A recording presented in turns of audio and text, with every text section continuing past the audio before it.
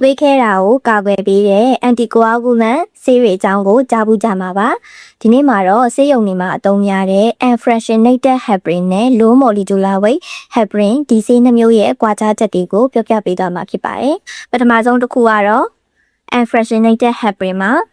သူ့ကိုတော့သွေးကြောတွေကိုဓာတ်ရိုက်သွင်းတဲ့ဆေး intravenous အနေနဲ့ဆေးရုံတွေမှာအသုံးများလေးရှိပါတယ်။သူ့ရဲ့ကောင်းကျိုးတွေကကြတော့အာနိသင်အရမ်းမြန်နဲ့ခန္ဓာကိုယ်ကနေအချိန်ခဏလေးအတွင်းမှာပြန်ထွက်သွားနိုင်တဲ့အတွက်ခွဲစိတ်ဖို့ရှိတဲ့လူနာတွေဆိုလို့ရှိရင်ဆေးကိုရက်လိုက်တာနဲ့အဆင်ပြေပါတယ်။ပြီးတော့သူ့ရဲ့အာနိသင်ကိုချက်ချင်းဖြတ်ပေးနိုင်တဲ့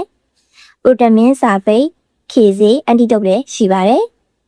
ဒါပေမဲ့အားနည်းချက်ကကြတော့ဆေးပမာဏမှန်စစ်ဖို့အတွက် APTT ဆိုတဲ့ test ကိုခဏစစ်ဆေးဖို့တော့လိုအပ်ပါတယ်။ဒုတိယတစ်ခုကကြတော့ low molecular weight heparin မှာ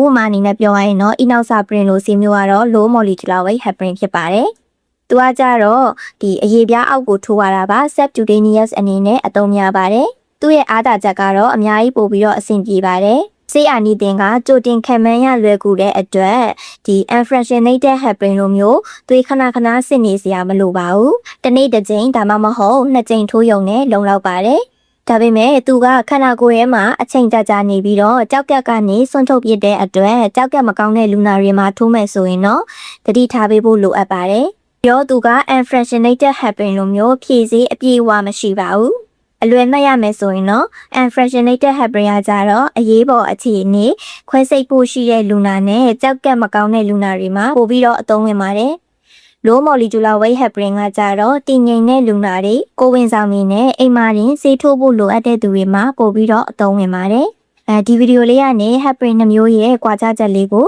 သိသွားကြမယ်လို့မျှော်လင့်ပါတယ်။